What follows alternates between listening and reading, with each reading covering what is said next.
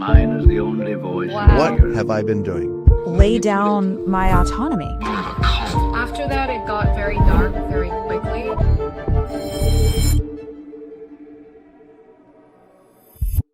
Good morning, everyone. Welcome back to Calls to Consciousness. I guess morning, depending on where you are in the world. We're Central Time, but we have a guest tuning in from Mexico, actually, and we'll talk about why. We just did an interview with her talking about La Luz del Mundo, and she grew up in that group. The apostle was basically collecting young female, they called concubines or spiritual brides, and she helped take them down, or at least some of the leaders. So we're going to talk about how she did that, because we didn't get to that in her interview. If you haven't watched it, you can go back after this and check it out, and talk about what she's doing now in Mexico to further the cause and the advocacy work. So thank you so much for joining us, Sochil Martin. Thank you so much for having me again, and for having these platforms available for survivors like us to be able to speak about what's happening in a world where these types of organizations can, well, have been able to get away with so much for so long, until survivors like yourself and others like us, we say, well, that's not what's happening to our kids, and this is enough, and here we are. Yeah. So you've been doing so much work since leaving, and at the end of your interview, we left off where you're married, you're finally like, okay, I don't think I believe this anymore. This doesn't feel right. Your husband was waving all of the red flags, like, no, this doesn't feel right, because the apostle had been continuously, I guess I can use the word abusing you until you were already married and with a child. And so your husband found out. He's like, no, no, no, we're not doing this. This is crazy. Even though it's generational, where your family literally hands you over to the apostle as a blessing. And and that's just kind of like a very, very, very basic nutshell version of your story for those who aren't familiar. But we ended where you're like, no, I don't care if I go to hell. I don't care if I'm damned. If I'm damned anyway, I want to stay with my husband. And so let's talk about the aftermath of once you left and what made you decide, no, no, no, these are crimes that I need to make them be held accountable for. Wow, that word accountable, I had no idea what that word meant at all. And as a cult survivor yourself, a religious specifically cult survivor yourself, like, these are words we didn't know. These are words we're not they're not in our word bank. At least not for leadership. For us, yeah, it was right. like, you have to repent for everything, but we're never going to say sorry for anything Right. that we've done. We're always the ones at fault. They're never at fault. That's Exactly. the law. That's the law. Like, you don't not even question it in your head. And you know how they use those like verses in the Bible of, not even in your head will you ever think wrong of the king, being the Yep. apostle, right? Or like the leader. But yeah, accountability. So after my husband and I, with my daughter, and interestingly enough, that song by Luffy, Silver Lining. I don't know. I grew up in a cult. It's just new. She's like this relatively new artist. My Oh, daughter's, okay. How does it that's go? why it's more of like my daughter's generation, but Okay. she has this song called Silver Lining, and she says, like, if you go to hell, I'll go there with you too. And when we get there, we'll get in trouble together. And I'm like, oh my God, that's the story of my life. That's like my love story. And so when it comes out, she's like, Mommy, look, it's your song. So, yeah, I mean, they essentially told me, like, you either have him come back and you have him make him believe that what he saw isn't what he saw, or your husband and your daughter will all go to hell. Oh my gosh. And when they put your child in it too. Yeah, that's because it's one thing. Yeah, it's one thing to be like, oh, I don't care what happens to me. But when you put the salvation of your child at stake, then it's like, how do I justify this? Or am I doing the right thing? And is this what we should be doing? And maybe I should have stayed. I'm sure all of that was going through your head.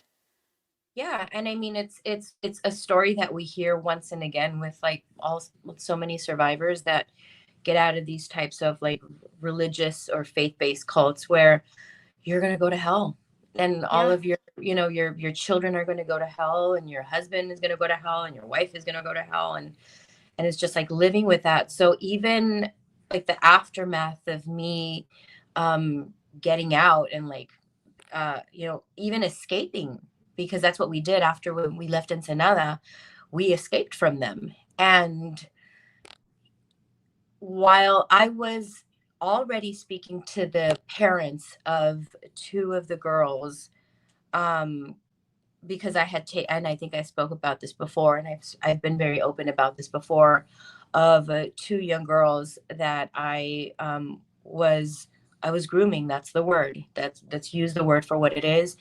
And when I was like, wait, but if this is wrong, and I didn't use the word abuse. I didn't use whatever, like all of the stuff that was happening to me. I didn't put that word on it, like abuse or, you know, violation or rape or, you know, all of these words. I didn't put them together, but still, like I was like, well, if this is, if what if it is hurting them? Like what if they are in trouble? Like what if they are in danger? Like I gotta tell their parents. I gotta tell Mm-hmm. their grandparents. One of the girls, she had her grandparents, and the other girl, she had her parents. So we sat down with the parents. My husband was, he was very adamant about the fact that like they are minors. You could go to jail. And of course I was terrified. Like of course I was scared. I was like, oh, shit. Like but like ni modo, right? And sorry, ni modo is like a well, right? In Spanish. So I'm like, ni modo. If that's what has to happen, then that's gonna happen. But they need to know what's going on. And if God, you know, punishes me afterwards, or takes my daughter, or punishes me by taking my husband away for what I'm doing, then ni modo, right? Like, oh well. We spoke to their parents, and they did nothing. They actually went to the leadership again, to our ministers, because, as you know, like these all work relatively the same. Everything goes through the ministers first. So, immediate, you know, pointing fingers at me. I was the witch. Bad spirits were in me. And this was both of their parents, like the grandparents and the parents of both of these girls. Grandparents because her grandparents were raising her, one of the girls. So like what do I do if not even the parents are believing me, or you know, they see it as something good. They see it like what happened to me. And yeah, and so I guess through the process of getting to the point where I did something about it, it was really, it was really, it's sort of like that domino effect that took toll on my person, because I didn't know what the hell was happening to me. So I'm Mm-hmm. like, okay, so then keep, like this was all normal to me my entire life. This was so normal to me. Um, you know, being sexy for the first time in my life, it was being sexy for the apostle of Jesus Christ. You know, it was okay to be sexy for him. It was, if you know that word, you know, seduction, to be able to wear clothes that was, you know, it was sexy, and it was provocative. It was okay because it was for him, right? um as a little girl who, before I even got my period, before I even got my first period, like that's how little I was. So it was all so normal to me. It was normal in my family. It was normal for all the women I knew and grew up with. And even though I did go to a normal school, like, but I didn't have friends at school, and I didn't like, you know, have a community at school. But what it was. And so when their parents are acting normal and the church is acting normal again, and I'm the bad guy, like, holy shit, the bad spirits are made. I probably really do have Satan in me. And I really am taking this to a point where I'm gonna get in trouble. Like when I die, I'm gonna get it right. That was all still like in my head, thinking that it, well, fine, like their parents think that I'm the one that's wrong. My husband, I'm here thinking like my husband never wants to go back to church. And he's saying like my daughter is never stepping foot in that church again, because what's going to happen to my daughter, right? So I'm like, I'm going to hell, like we're all going to go to hell anyway. So like even therapy, so that was like I'm like, what do I do? So the closest thing that I had to a person who I can talk to even just a little bit about what was happening in my life, like this is like 2 weeks after all this was happening. And keep in mind, while this was happening, the apostle had already sent his bishops to try to buy me and my husband out, like try to keep us quiet, telling us that if we speak, if we do say anything, like they're not gonna do anything if the brothers act violently against us. Like, you know how they get, all so many things were happening. Like our families in the interim of this time completely said, "You're dead to us." My daughter, she ran into her grandmother, my husband's mom, at the store. It's called Calimax, the store supermarket, and my daughter, runs up to my mother-in-law, and she just completely just ignores her. So many things are What? happening in our life, and I'm like, we're the ones that are wrong. Like I'm the one that's wrong. We're the ones that are wrong for going against the apostle of Jesus Christ, and thinking that this is wrong, thinking that what he was doing to me and to like all that, it was not a blessing, that it was something wrong, that it was something evil, just to even go there, right? Yeah. And There's something that I wanted to bring up quickly, just for people who aren't familiar or haven't seen the first interview. From my understanding, it seems like, well, it's a 5 million member church and it's worldwide, it's everywhere. So it's not just like a small group in Mexico in one place. They're all over the world. And I think it's worth noting that a lot of people, most people don't know that this is going on. And then the people who do know have been told and groomed through generations that it's a blessing, that it's normal to give your daughter to the apostle of God to essentially CSA for years. And they're called unconditionals. They give their life to him. He decides who they marry. It's very tightly controlled. And so I think it's worth mentioning how the people who do know what's going on they have it completely twisted, because in their mind, no, what a blessing to be able to give my child. Did I say it all correctly? yeah, correct. That's exactly how, at least the woman that raised me, who's biologically my aunt, that's how she saw it. It happened, it happened to her. She sees that it was a blessing, and she thought she was doing something good for me.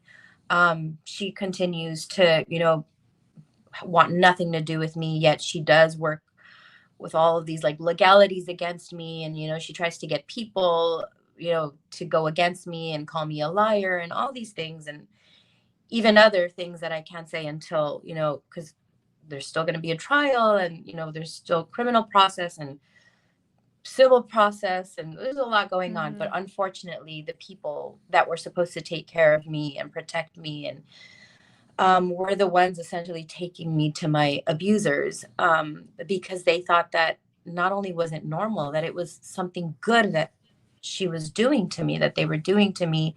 My grandma used to sew my clothes, my dresses, like these little things that now as a mom I see, and I'm like, I would never ever have my daughter wear this. Some things that I'm like, I wouldn't even have my daughter wear this alone in her room.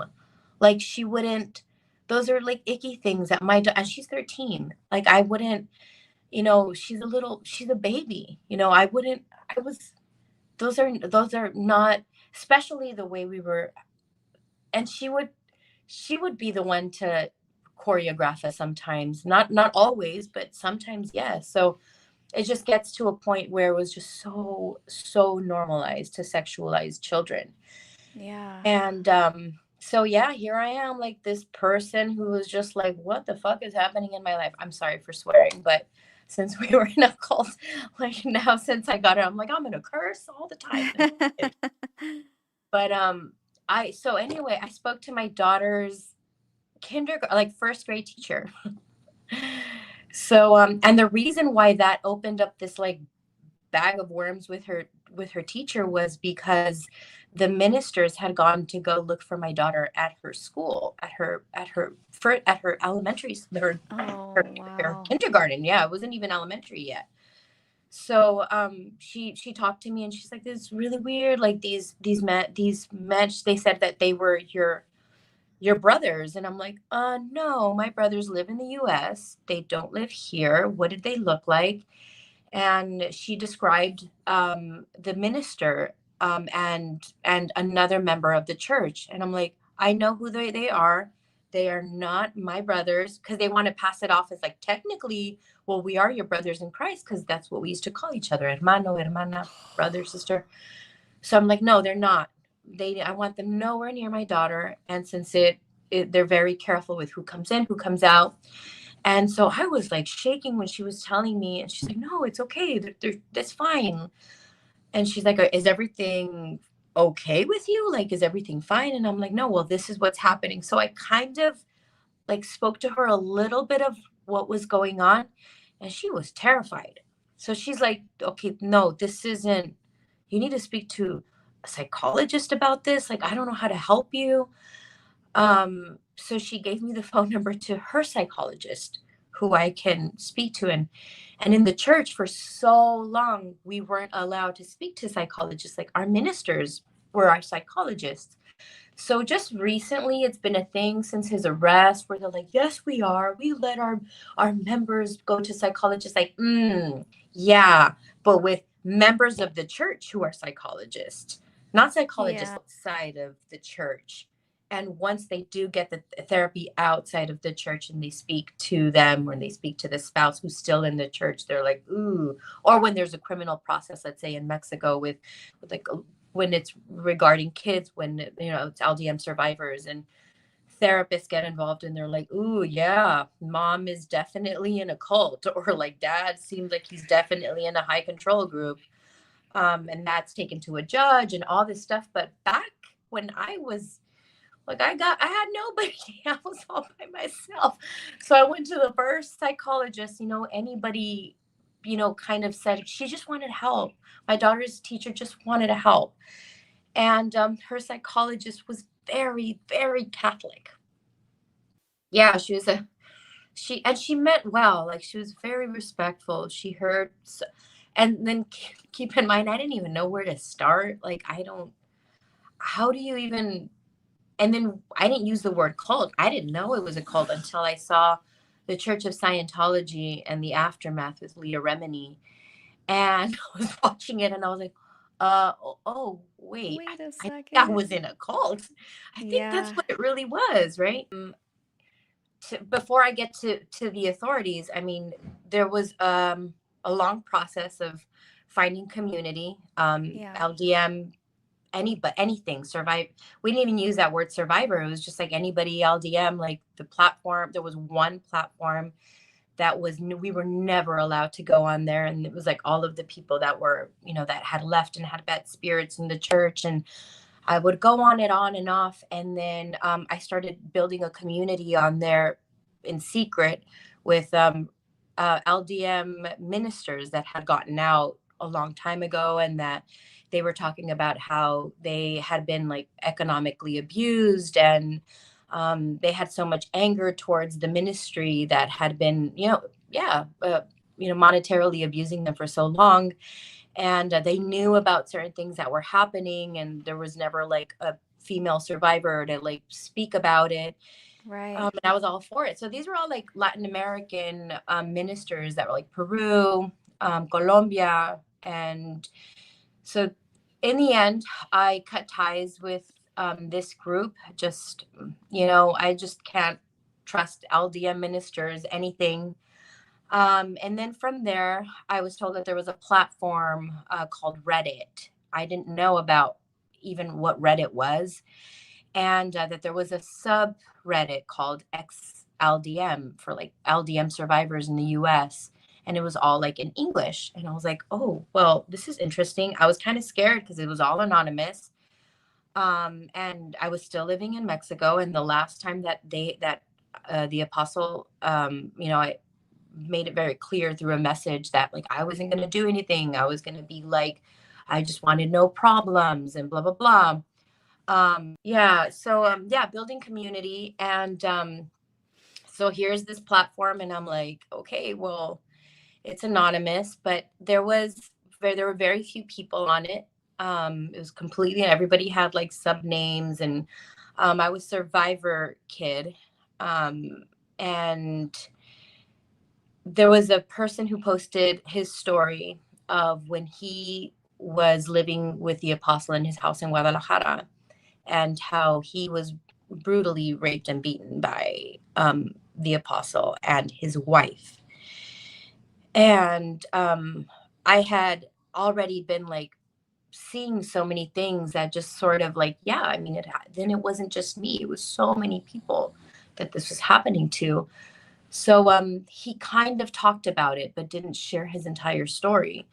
But I'm like, well, if that's moving something in me, I'm just going to like go for it. And, I'm just going to what I can kind of explain. And maybe there's going to be somebody out there, like a little Sochil out there, who's going to see it, and she's not going to feel like she's crazy, and she's going to have somewhere to be like, oh, it's okay to talk about it. And it's okay to feel what I'm feeling and just feel validated, right? Although I didn't use that word. But I posted, like I wrote my story to kind of how I could explain it there. And long story short, it worked. First I posted it, and then before the first minor came forward to tell her story, and that's actually Jane Doe 1.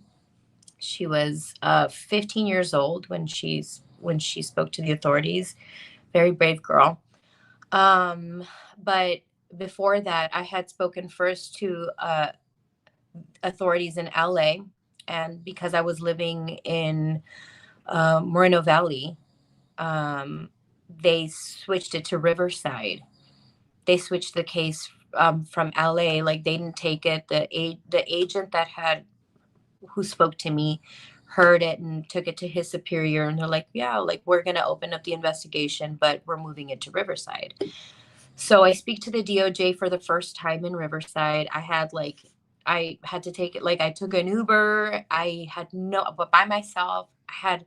I had never spoken sat down with federal agents in my life, of course, and spoken to cops like this, or authorities. Well, yeah, they were federal agents, and about all of this stuff. So I didn't even know where to start, and I had already been speaking with the detective on the case through email, which wasn't the same to do it in person, right?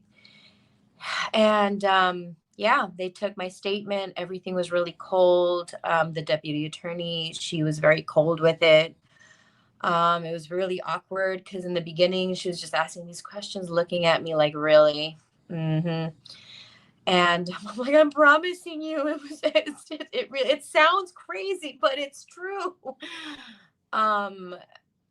So after that, obviously what they need is witnesses. Like, okay, well, can you have anybody else? Or do you have like evidence? Do you have anybody else that you know?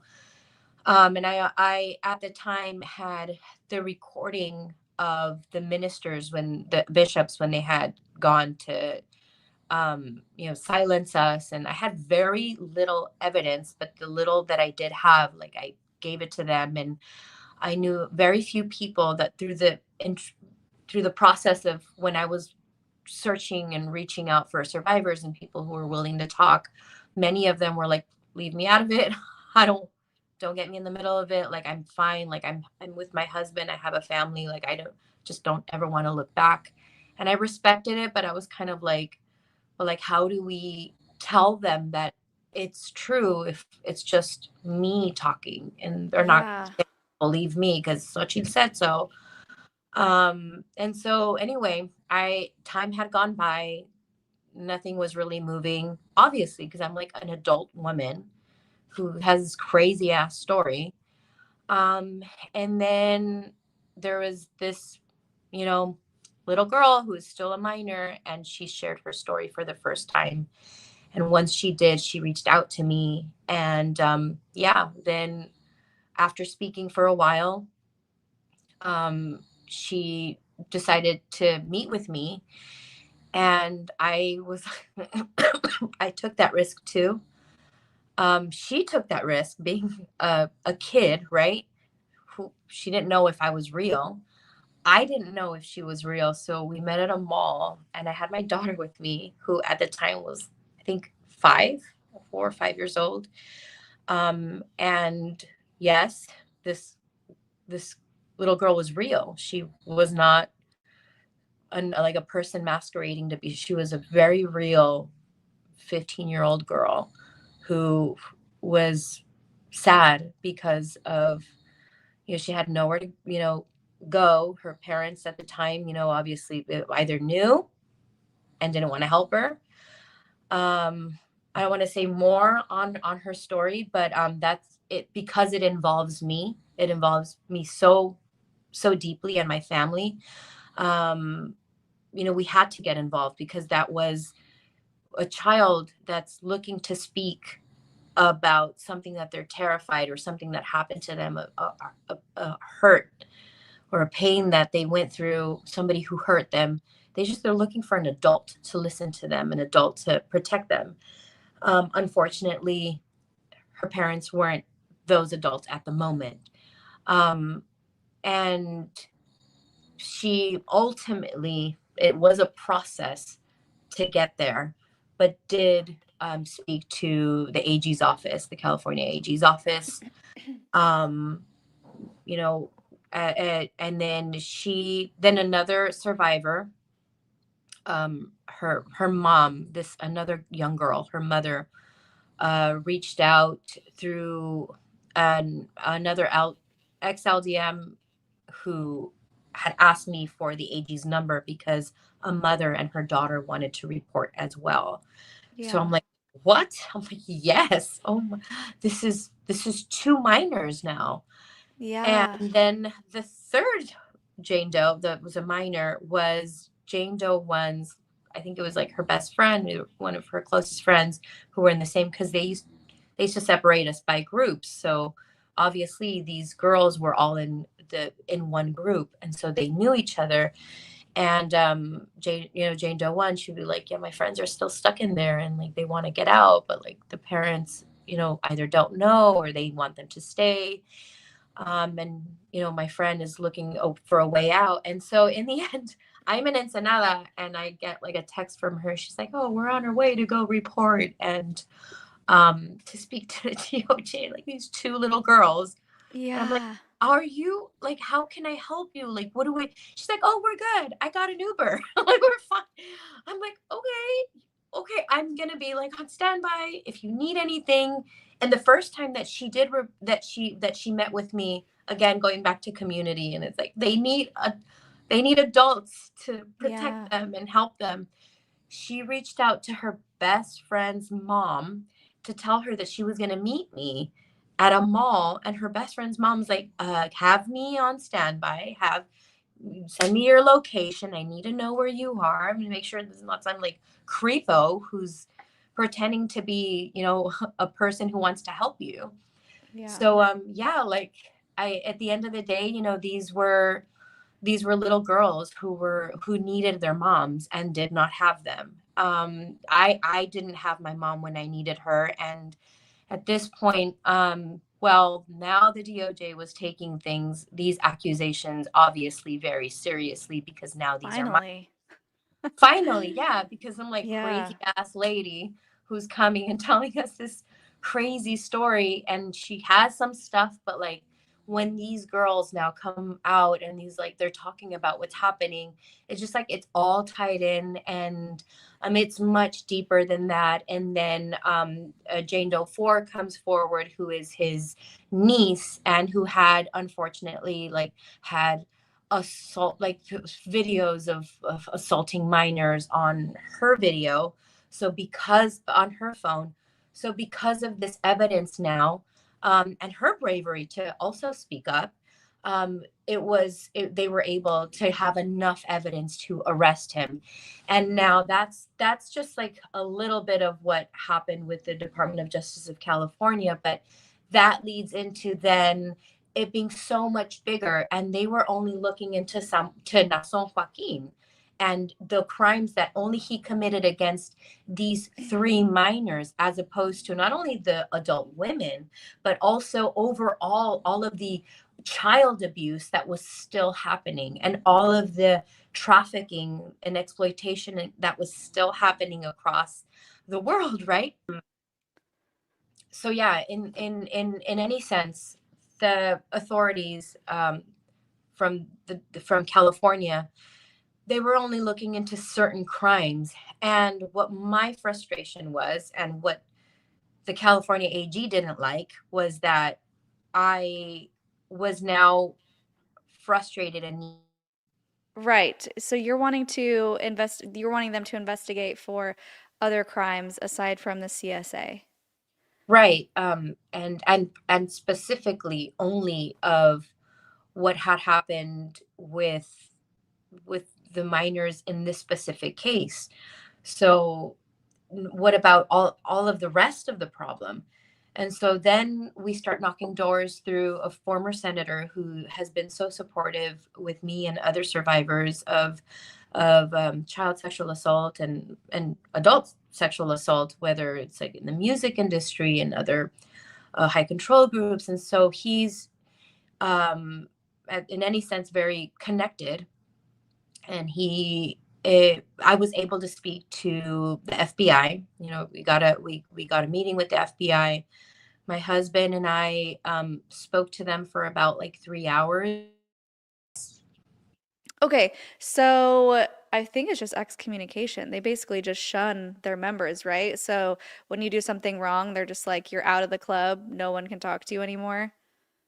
Right. So and it depends, because if you, let's say, commit a crime within the church, so if you are found kissing, or especially if you have sex before marriage or things like this, if they catch you at a what theater watching a movie, or I don't know, right?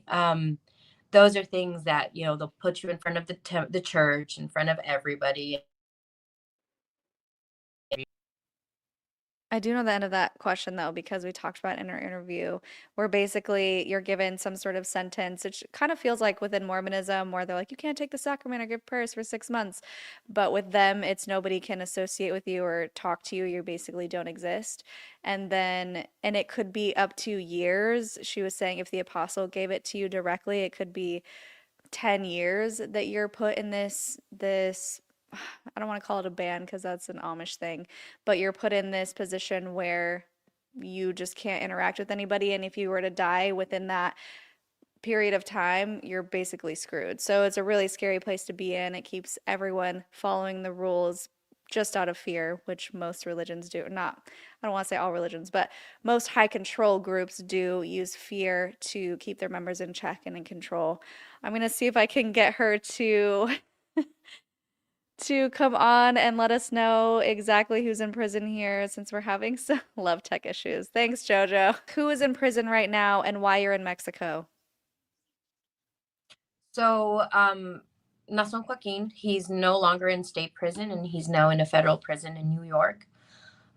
His mother, who was the chief and head of the entire organization across the world, in La Luz del Mundo, of of of of women who groomed little girls and boys in the church. So she was the chief, and she had different women in different churches, including her daughters and her granddaughters and women that were all in her nonprofit to help feed the poor and the children and to help. So these are all of the women that would groom us. And let's say in East LA, that's where. So she's Yeah. so she's in prison. She's in a federal prison as well. And her grandson, who is Nason's nephew, who was posing to be a lawyer of the church, which he is not, and the members do that very, very often. You know, people that are very close to the family, close to the, you know, their bishops, their ministers, they'll pretend to be like lawyers, pretend to be therapists, and you know, so in this sense. And there are two people currently who have a warrant for their arrest, and they're out and they're here in Mexico. Azalia Rangel Garcia Melendez, and I'll send you her picture if you want to post it and kind of inform people that, like, if you've seen her, she's at large. And she's like our Ghislaine Maxwell. You know, a lot of people, you know, really hear that name, Ghislaine Maxwell, and they think of like, yeah, that she groomed, you know, and abused all these young girls for so long. And it's like, yeah, that's what Azalia did, and other women too. And she's still at large, as well as Silem Garcia Peña. He was also a politician for the church, and he was the spokesperson for the church.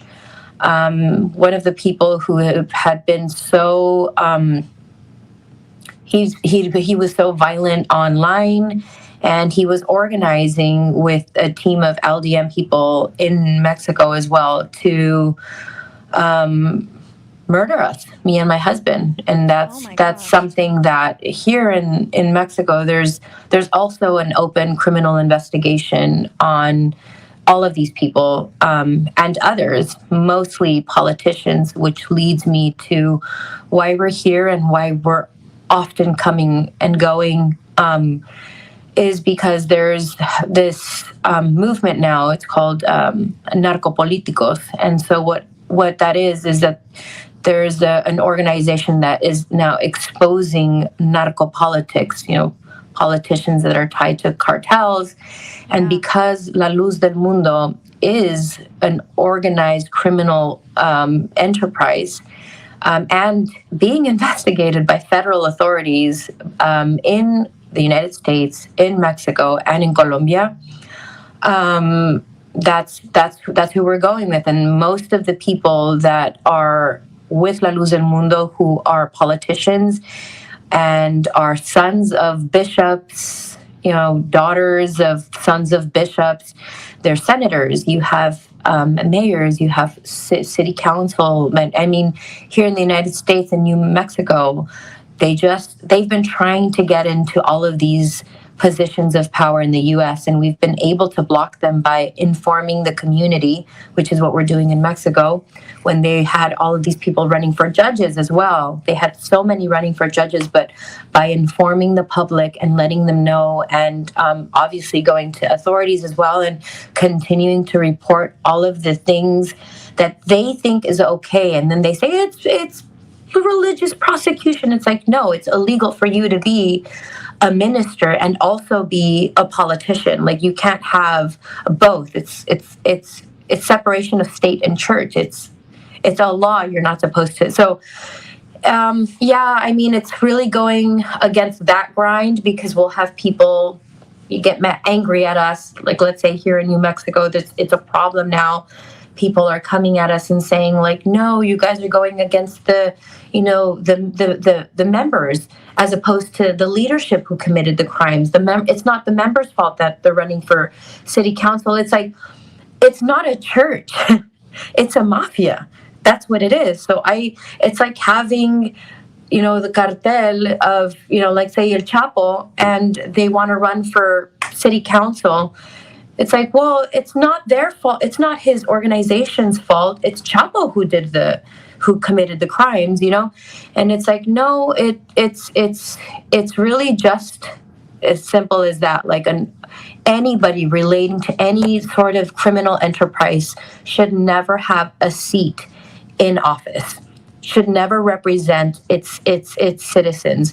So all of these members of the Light of the World, and if there's other cults out there who have people running for city council and have these wanting these positions of power, same goes to them. Like, start with your leadership.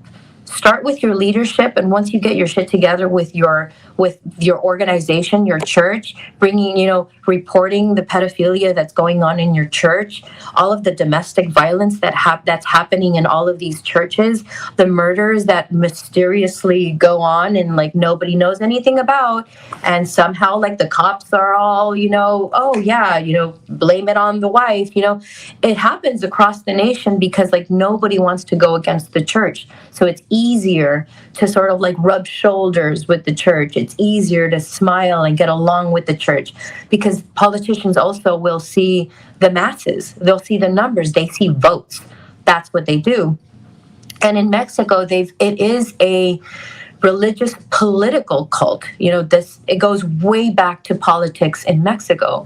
So because we've known for so long how they work in Mexico with like getting so well into power, that's where what they're doing here in the U.S. now. And they're starting slow. They're starting with city council. Before we know it, we're going to start seeing senators. We're going to start seeing them have governors like they have them in Mexico. So we go in and out also to make sure that they don't close the file. Unfortunately, the president is not of help. The President Sheinbaum, she has so many ties with LDM, her political party. We have pictures, we have proof, we have all of these people that are either their parents are owners of newspapers, like El Mexicano, which is a very powerful newspaper here in Baja California. You have, she's friends with like the senators, city council, so in the end, how do you fight back? How do you fight against an entire political party that is so deeply rooted with this organization? Recently 37 members of La Luz del Mundo were arrested in Michoacan because they caught the members of the community were very worried because there were like people like shooting, using guns, and these are members of the community that called it in. Cops get there and they arrest these members of the church because they were using illegal weapons, even though they were I guess you would call they're weapons that you use on like a movie set, right? However, they were props. However, in Mexico, that's a big no-no. You're not allowed to have any arm. Like, it's very different than in the U.S. Like, it's your right to bear arms, blah, blah, blah. But in Mexico, it's a big no-no. And even to have a prop weapon, you need license. You need to have that license. So they had all of these guns, and they had an actual real 9mm gun. And when they asked them, why did they have these weapons? Like, what were they doing here? They said that they belonged to the light of the world and that they were getting ready for the end of the world and that they were children. Yeah. So they belonged to the apostle of Jesus Christ and they were there under his command. And in their heads, they see it this way, but on the outside, we're like, no, not because you're a member of the light of the world. You have the right to commit crimes. And so here these people are, here comes LDM with their fancy lawyers because they have the money to do so. Because who pays for those lawyers? The church does. Who pays for all these political campaigns? The church does. Who pays for Nason's lawyers and his family after he, committed all these crimes? The church does. So they were able to free all these 37 people, and then blaming the government afterwards for illegally, arresting them, and it's religious prosecution, and that's kind of like what we fight against every day, and they're still out there. This is an ongoing criminal investigation, so it's really difficult to keep speaking to survivors who want, like, they're friends of ours, but at the same time, they're terrified to have their parents find out that they're now, one thing is to like, nowadays with everything that's happening in LDM, to just like stop going or only go on Sundays, or you kind of go once here and there, because you're supposed to go 3 times a day, every, all week. And if you stop going on Sundays, Thursdays, then that means you're out.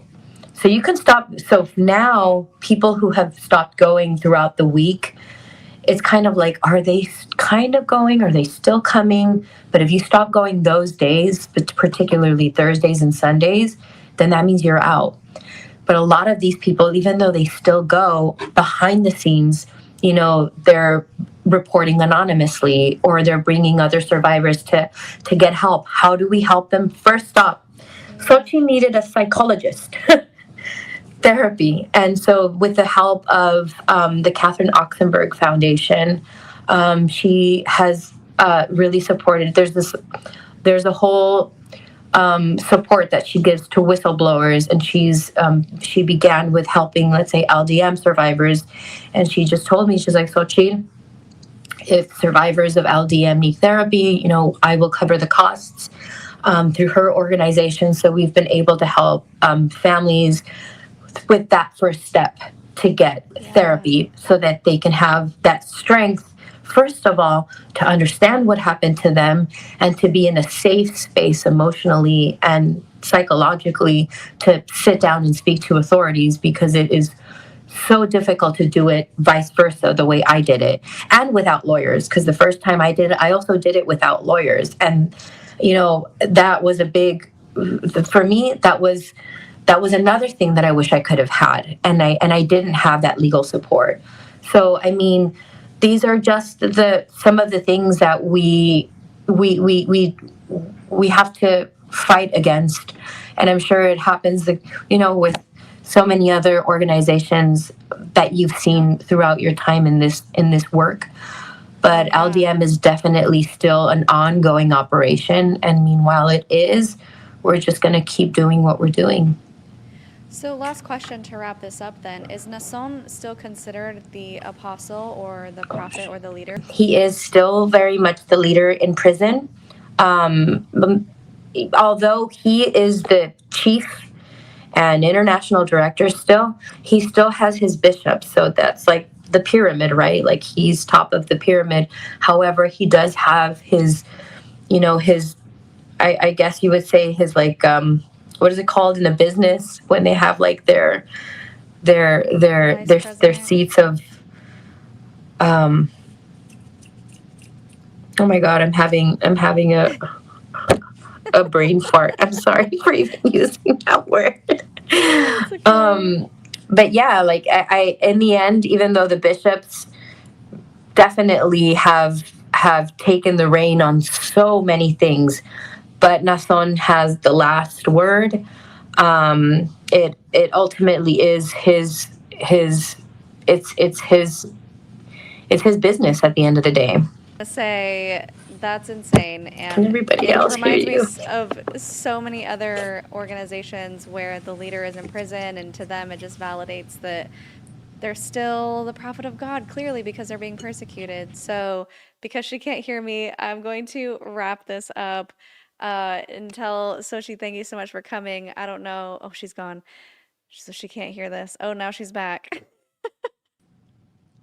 Oh, can you hear me yet? Oh my God, all of this so that I still can't hear you.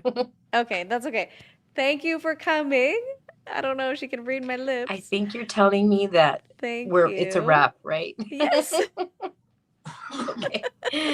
Well, thank you so much for having me and for listening to all of this again, and for the platform that you have. And thank you so much to all of your viewers for listening and caring.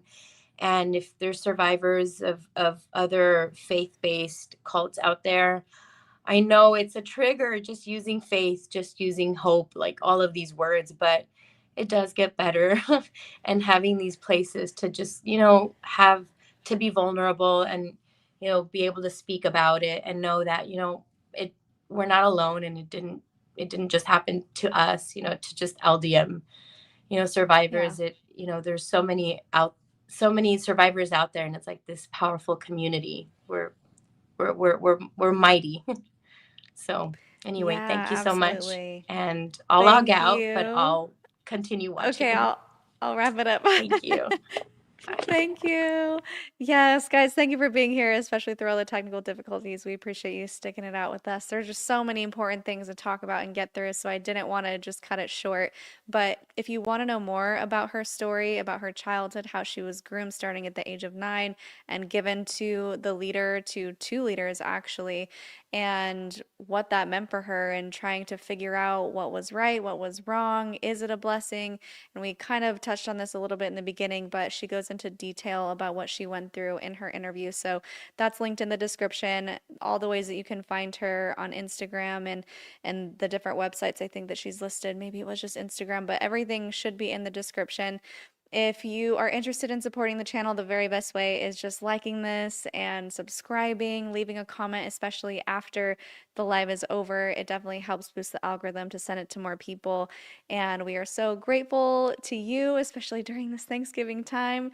Thank you for being here. If you want to support further, we do have channel memberships, as we mentioned. We just launched those maybe a week ago, where you have YouTube specific perks. And thank you so much. You just became a member. Speaking of, tie-dye Gammy. Tie-dye Gammy, thank you for becoming a member. It means a lot to us. And there are different tiers. I think the lowest one is about $5 a month. So anything helps to support us, support the channel, and keep doing what we're doing as our full-time job. So thank you so much for being here. And until next time, follow your highest excitement, be conscious, and be well.